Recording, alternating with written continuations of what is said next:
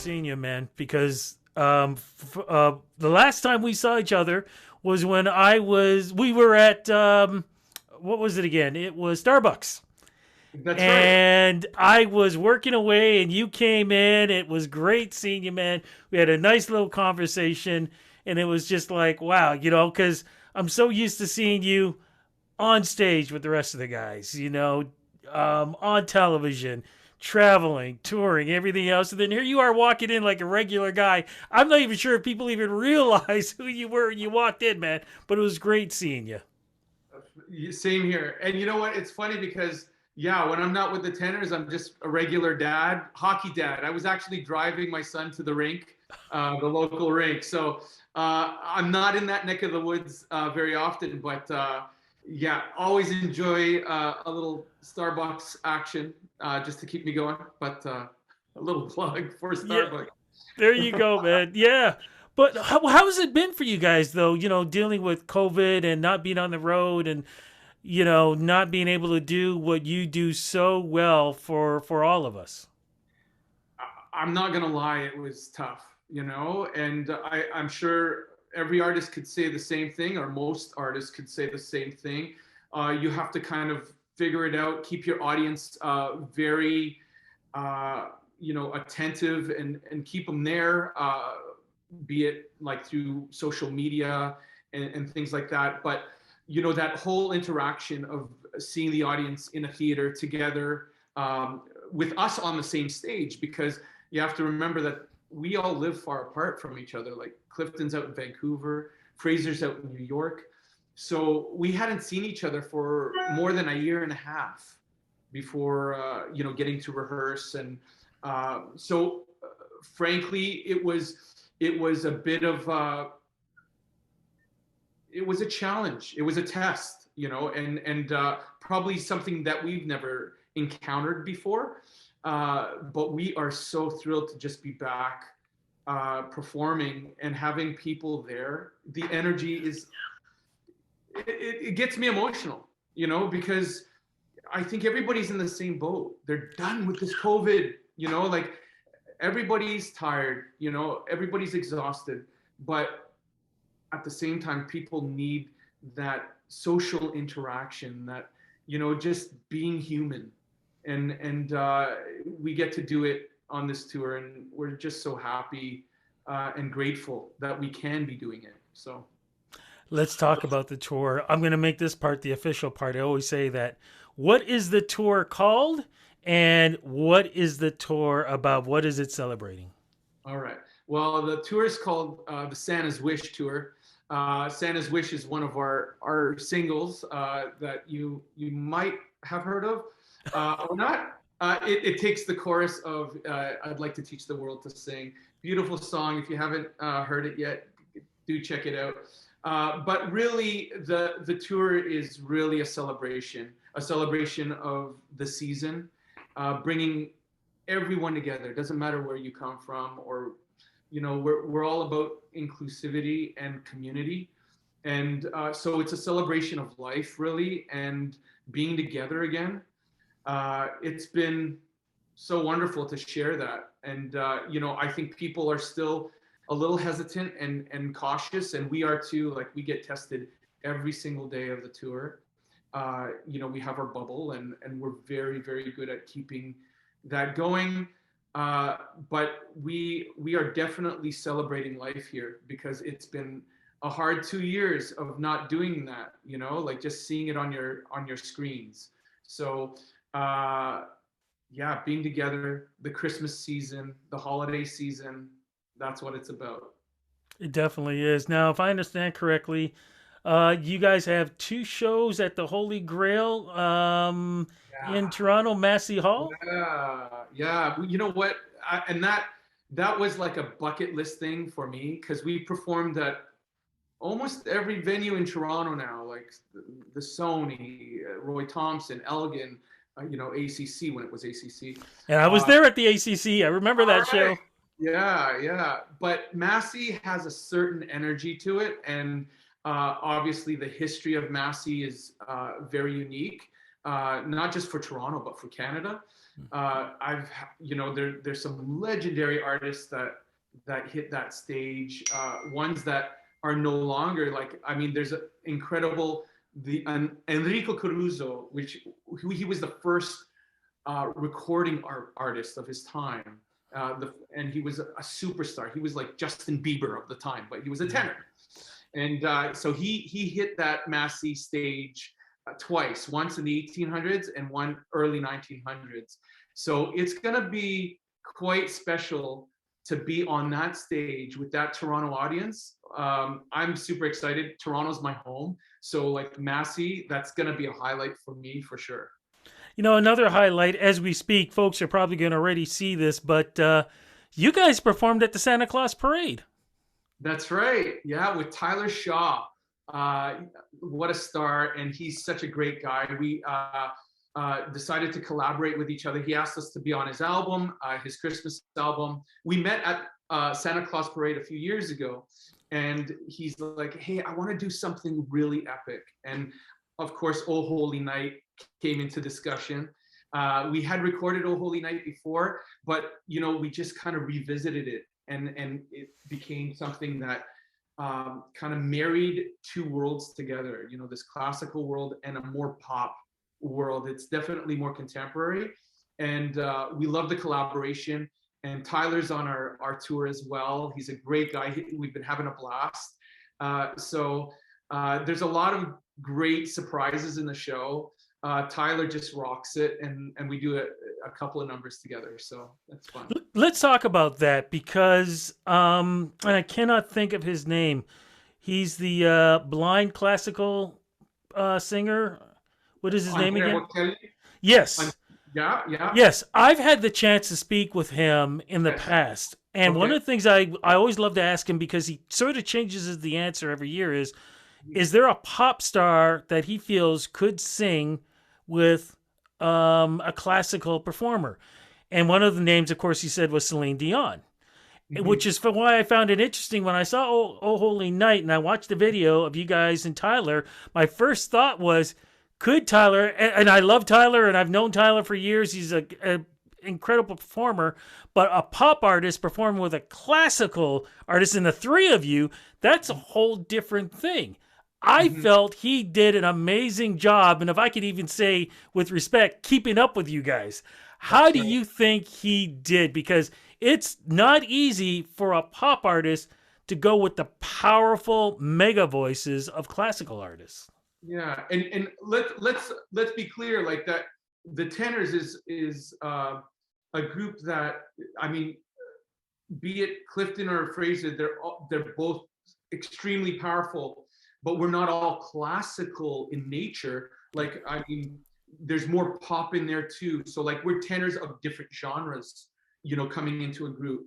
So when Tyler added his voice, it just fit so perfectly, and he rocked it. Like, he really brought his,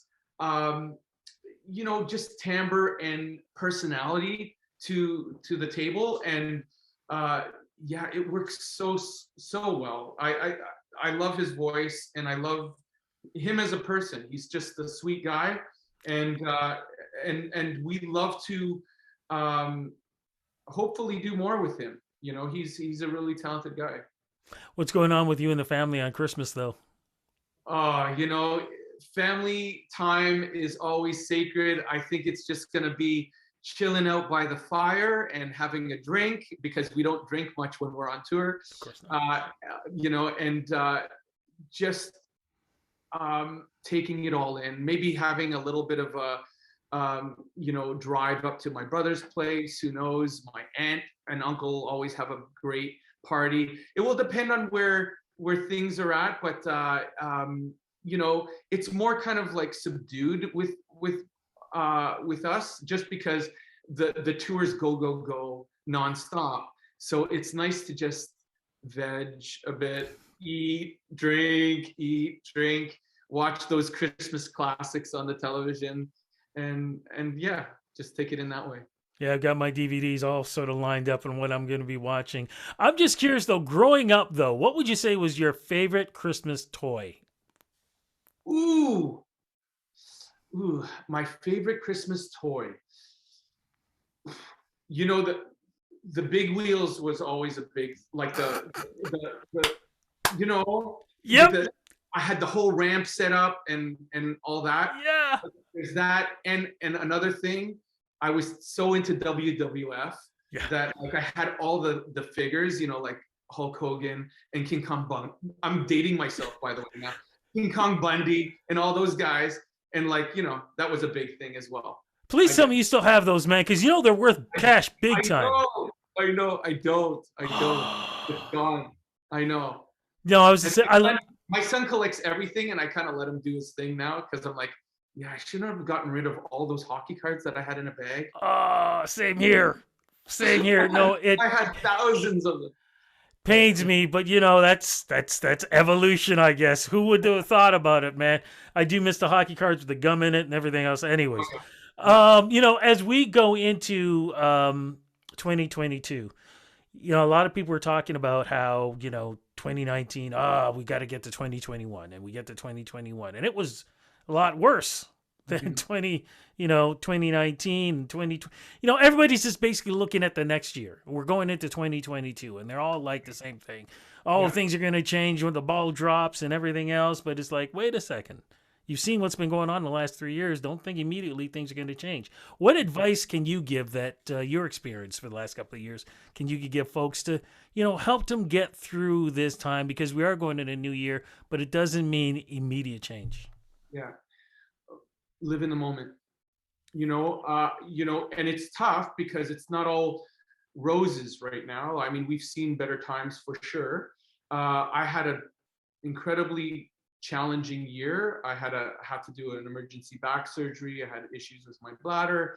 I had, my wife went through some health things, and we lost my mother-in-law. And it all happened at once. And you're thinking, why is this all happening? But I think we got to get out of that a bit. Even though when it rains, it does seem to pour, and just kind of look at the things you're grateful for in the moment. And everybody has those things, whether it's like a spouse, a parent, a child. You look at them, and that's enough to keep you saying, I'm very lucky, and it's not the materialistic things that we tend to lean to and that we're programmed to lean into. It's the simple things, and that's through meditation every day, and just kind of just relaxing the mind and just breathing. That's what I have to focus on, and I realize every day is a gift. Every day is a gift. So looking too far ahead really gets me anxious. I know it gets a lot of people anxious, and even looking behind you does. But when you're just here present in the moment, I think, you take away a lot of that weight. It's being present. New So music in 2022 with the Tenors? lots coming, and we have a lot of material that we're either going to record or release on our Patreon site, or on YouTube. There's a lot of things coming. We're very excited about. There's more tours coming in the new year because we just did a PBS special. So to accompany that PBS special, we're going to do our regular tour, which everybody could see a little more Vic dancing on stage, which is interesting. But no, it's a lot of fun. We have like songs that we've wanted to record for a long time. Those inspirational songs like Bridge Over Troubled Water and You'll Never Walk Alone. Like, we've been asked to sing these for a decade now, but we finally did it, and the arrangements are spectacular. Another thing that's happening, actually, it's probably news to, and you're the first one that's going to hear about it. But we were called to perform at the Grand Ole Opry next week in Nashville, Tennessee, with Jay Coote. Yeah, and that's in the country world, the Grand Ole Opry is like the Holy Grail, and Like Massey Hall for us. 100%. And uh, we're not country artists, but we collaborated with Jay Coote on this new song, When Christmas Has Come and Gone. It's a beautiful original song that we collaborated on, and it's going to be on the Kelly Clarkson show Oh, great. mid-December. And and again, we just got the call from the Grand Ole Opry, which is a huge honor. And so these things keep on bubbling, and it's percolating into 22. We're very, very grateful, you know. And yeah, there's a lot more music to come, my friend. From nobody knowing you guys, where I could do interviews with you at a frickin' Tim Hortons, to that appearance on Oprah, to where you guys are now. I am so thrilled and happy for you guys. Wow, what a blessing, and what an incredible story you guys have put together for us. And with that story has been incredible music, my friend. Congratulations on all this. Have a great tour. Have a great holiday. Looking forward to hopefully running into you again at Starbucks. And I'm not going to say which one, because you know there's going to be a crowd waiting. Let's do it. You know the place. I know the place. Time. There you go, man. Look, big love to you and the family and the guys. Have a great holiday, and cross fingers we're running into and each Rudy, other in I just got to 2022. thank you, because you've always been a strong supporter of the Tenors from the very beginning, and we truly appreciate you. We appreciate the audience. If it wasn't for all of you, we wouldn't be anywhere. So it's all credit to you and the fans. So thank you so much. Thank you, my friend. All right, take care.